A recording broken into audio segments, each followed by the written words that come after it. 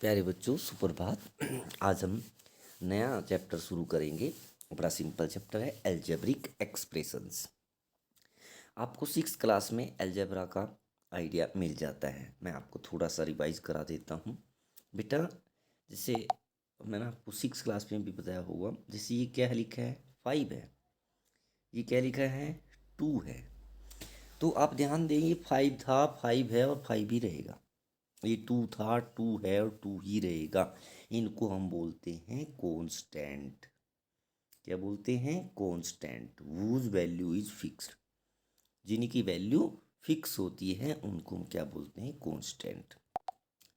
आपने देखा होगा किसी क्वेश्चन में सोल्व करते करते कि यहाँ जैसे मैं अभी बता रहा हूँ, ये मैंने लिख दिया है अपनी तरफ से। जैसे सिंपल इक्वेशन में हम पढ़ते थे x+2 = 6। तो यहाँ पे बेटा x क्या है, ध्यान देंगे x क्या है। x की सिर्फ एक ही वैल्यू है। x की वैल्यू यहाँ पे क्या है, 4। अब दूसरी क्वेश्चन देखेंगे, दूसरा क्वेश्चन करेंगे, वहाँ पे x की कुछ और वैल्यू आ जाएगी। यानी जिनकी वैल्यू फिक्स नहीं होती उनको हम बोलते हैं वेरिएबल या चेंजेबल। इनको हम इंग्लिश अल्फ़ाबेट के XYZ इनसे रिप्रेजेंट करते हैं। तो मैथमेटिक्स की एक ब्रांच है जिसमें हम वेरिएबल, कांस्टेंट इनसे रिलेटेड बात करते हैं, उसको अलजेब्रा कहते हैं। उसी से बना है अलजेब्रिक एक्सप्रेशंस। अलजेब्रिक एक्सप्रेशंस क्या होता है, चाहे तो कोई कांस्टेंट अकेला हो या उसके साथ में वेरिएबल लग जाए और दूसरा वेरिएबल लग जाए, ये बन गया अलजेब्रिक एक्सप्रेशन। इसमें आप कुछ भी प्लस माइनस कर दें, 3y, ये 5x और y जहाँ पे इनटू है, इनको बोलते हैं हम टर्म्स। तो एक टर्म्स ये हो गया 5xy, दूसरा हो गया 3y। तो इन टू टर्म्स को हमने ऐड कर दिया तो हमारा क्या हो गया, अलजेब्रिक एक्सप्रेशन हो गया। क्वेश्चन देखते हैं, आपको और अच्छे से समझ में आएगा। ये देखिए क्वेश्चन नंबर फर्स्ट में यही कहा है, get the algebraic expression in the following cases using variable, constant and arithmetic operation. Arithmetic operation plus करें, माइनस करें, जो भी कुछ कह रहा है। देखिए क्या है, फर्स्ट में subtraction of Z from Y. Z को सब्ट्रैक्ट करना है, किस में से करना है, वाई में से। तो ये क्या हो गया, वाई माइनस जेड। ये अलजेब्रिक एक्सप्रेशन हो गया। क्लियर। दूसरा है 1/2 of the sum of numbers X and Y. आपको x का और y का सम करना है, ये हो गया x+y, और इसका हाफ कर देना है। हाफ का मतलब 2 से डिवाइड। क्लियर, कर लेंगे आप। देखिए क्वेश्चन नंबर सी पार्ट में क्या कह रहे हैं, the number Z multiplied by it self. Z को आपने जेड से ही मल्टीप्लाई कर दिया, हम इसको लिखते हैं जेड की पावर 2, यानी जेड स्क्वायर। जो भी कह रहा है 1/4 of the product of number P and Q. P and Q का प्रोडक्ट क्या हो जाएगा, पी इंटू क्यू। 1/4 का मतलब 1/4। ये अलजेब्रिक एक्सप्रेशन हो गए। ये देखिए दिखा रखे हैं, आप पढ़ें पीछे से आंसर मैच करें। नेक्स्ट क्वेश्चन नंबर 2 में क्या करें, हाँ ये देखिए ध्यान से समझेंगे बेटा। Identify the terms and their factor in the following expressions. मैंने अभी बताया था कि जिनके बीच में प्लस माइनस होता है वो टर्म्स होते हैं। जैसे फर्स्ट में क्या लिखा है, x-3, तो एक टर्म्स x हो गया, दूसरा -3 हो गया। सेकंड में 1+x+x⁻²,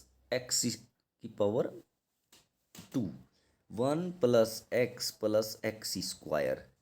जहाँ भी प्लस है, एक टर्म्स 1 हो गया, एक टर्म्स x हो गया, तीसरा टर्म्स x² हो गया।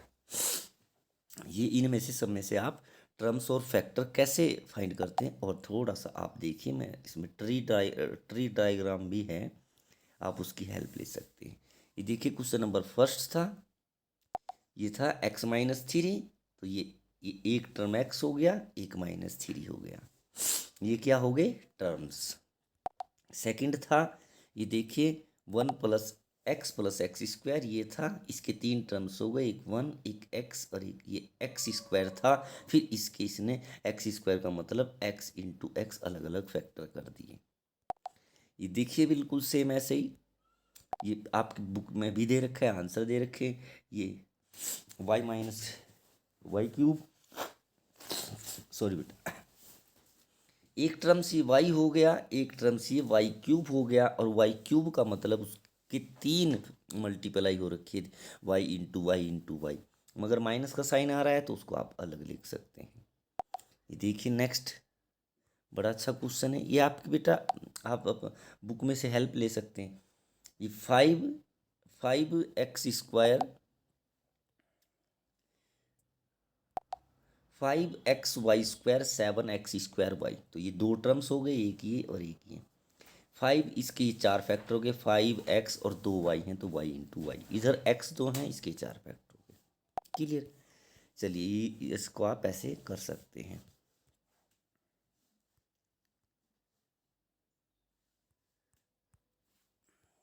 अब ये हो गया, अब आप आगे बढ़ें, ये कौन सा क्वेश्चन है, ये -4x+5, इसमें क्या बताना है, ये टर्म्स -4 एक टर्म्स हो गया, 5 अलग से टर्म्स हो गया, इस -4 के फिर 2 ये फैक्टर कर दिए हैं, ये देखिए -4 अलग और x अलग। ऐसे ये 4x+y का, ये -4x है यहाँ पे, -4x अलग, 5 अलग, ये भी बिल्कुल इसकी जैसा ही है, सेम। नेक्स्ट क्वेश्चन नंबर 3 देखिए, आइडेंटिफाई द न्यूमेरिकल कोफिशिएंट। बेटा न्यूमेरिकल कोफिशिएंट जो मल्टीप्लाई में नंबर साथ में होता है, जैसे ये मैं बताता हूँ आपको, 5 - 3t², तो 5 तो एक टर्म्स हो, अब वेरिएबल क्या है, टी है, टी के साथ में इसने पूछा है न्यूमेरिकल, टी के साथ में क्या नंबर आ रहा है, तो -3। ये देखिए 5 - 3t² टर्म्स हो गए -3t² और दूसरा 5 था, और कोफिशिएंट क्या आ गया, -3। ऐसे ये सेकंड देखिए, ये x+2+y, x+2xy+3y, ये एक टर्म्स x हो गया, दूसरा टर्म्स 2xy, तीसरा टर्म्स 3y, और इसमें आपको पूछा है न्यूमेरिकल कोफिशिएंट। न्यूमेरिकल कोफिशिएंट बेटा क्या नंबर आ रहा है, एक्स में इस वैसे कुछ नहीं है, तो 1 सबके साथ मल्टीप्लाई में होता है, इसमें नंबर क्या आ रहा है 2, इसमें नंबर क्या आ रहा है 3, तो ये जो भी नंबर आ रहा है वही न्यूमेरिकल कोफिशिएंट होता है। चलिए कर लेंगे आप।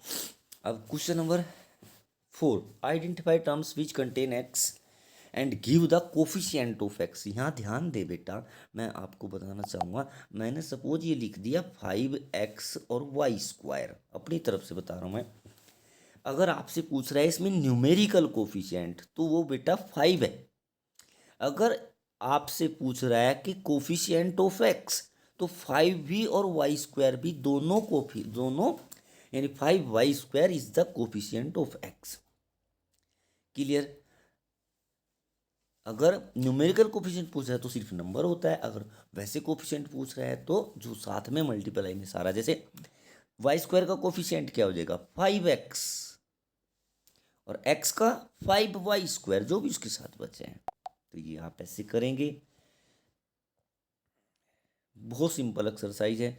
हाँ, अब देखिए क्वेश्चन नंबर 5 में क्या कह रहा है, classify into monomial, binomial, trinomial. बेटा जो अलजेब्रिक एक्सप्रेशन जिसमें एक ही टर्म्स होता है उसको मोनोमियल बोलते हैं, जिसमें 2 टर्म्स होते हैं उसको बाइनोमियल बोलते हैं, जिसमें 3 टर्म्स होते हैं उसको ट्राइनोमियल बोलते हैं। जैसे ध्यान दो, ये फर्स्ट लिखा है 5 का फर्स्ट, मुझे 5 के फर्स्ट में 2 टर्म्स दिख रहे हैं, एक 4y और एक 7z, तो क्या हो गया बाइनोमियल। सेकंड y² लिखा है, y², एक ही टर्म्स दिख रहा है, ये मोनोमियल है। और थर्ड पार्ट में 3 टर्म्स दिखाई दे रहे हैं, तो ये ट्राइनोमियल है। अगर 3 से ज़्यादा होते हैं तो हम उसको पोलिनोमियल बोल देते हैं। या आप आगे क्लासों में जाके पढ़ेंगे, यहाँ पे आपको ट्राइनोमियल तक था, ये सब इसने समझा रखे हैं, आप कर लेंगे। कोई दिक्कत होगी आप मेरे से पूछ लेंगे। Next question, state whether A given pair is like और अनलाइक। ये बड़ी इंपॉर्टेंट बात आई है बेटा, इसको ध्यान से समझेंगे। लाइक टर्म और अनलाइक टर्म क्या होते हैं, जिनमें वेरिएबल सेम होता है, जिनमें वेरिएबल सेम होता है उनको लाइक टर्म बोलते हैं, और जिनमें नहीं होता उनको अनलाइक। 1 है 100 है, 1 के जैसा 100 है, शायद दोनों न्यूमेरिकल है तो लाइक हो गए। इसमें माइनस प्लस को नहीं देखना, सिर्फ क्या देखना, वेरिएबल। इसमें 7x, इसमें क्या रहा 5x, वेरिएबल सेम है x, तो ये भी लाइक हो गए। ध्यान दे थर्ड में हमें 29 से कोई मतलब नहीं है, इसमें वेरिएबल x है और इसमें वेरिएबल y है, तो वेरिएबल अलग अलग हैं, तो ये अनलाइक टर्म है। फोर्थ पार्ट देखिए, फोर्थ में पहले एक्स वाई है, दूसरे में भी y x, x into y है, वाई इंटू एक्स एक ही बात होती है, तो ये भी लाइक टर्म है। फिफ्थ पार्ट को देखिए, यहाँ पे फर्स्ट में एम पे स्क्वायर है, सेकंड में पी पे स्क्वायर है, तो ये लाइक टर्म्स नहीं होंगे। ठीक है, सिक्स में देखिए, इधर एक्स जेड है और इधर एक्स स्क्वायर जेड स्क्वायर, आप कहेंगे वेरिएबल तो सेम है, पर नहीं, उनकी पावर वगैरह सब कुछ सेम होना चाहिए, बस नंबर को छोड़ के। नंबर को छोड़ के अगर नंबर भी सेम हो रहा है तो फिर तो उसके इक्वल ही हो जाएगा। अदरवाइज जैसे एक्स जेड है तो इसमें भी एक्स स्क्वायर एक्स जेड ही होना चाहिए था, या इसमें भी एक्स स्क्वायर वाई स्क्वायर होना चाहिए था।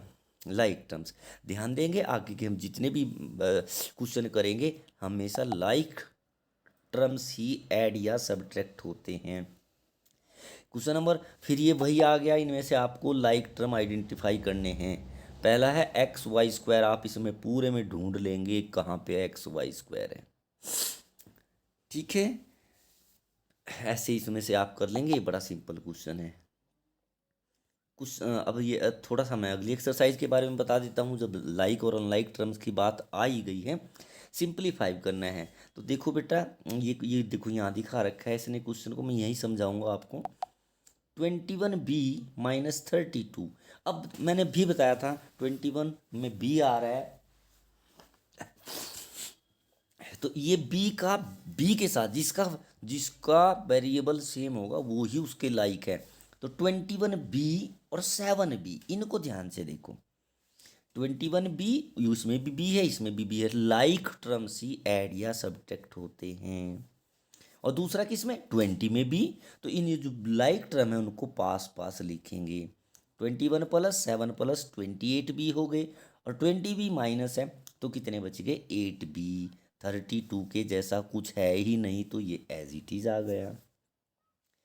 क्लियर, तो आपने ऐसे जो लाइक हैं उनको एक साथ करना है। देखिए मैं आपको सेकंड भी समझा देता हूँ, ये ध्यान देंगे।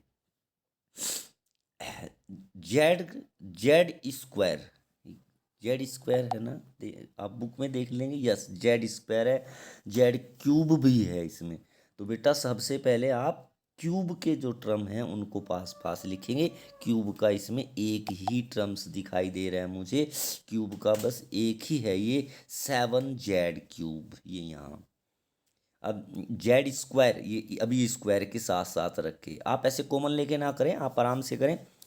13 जेड स्क्वायर प्लस है, 1 जेड स्क्वायर माइनस है, तो क्या हो जाएगा प्लस के 12 जेड स्क्वायर, ये रहा।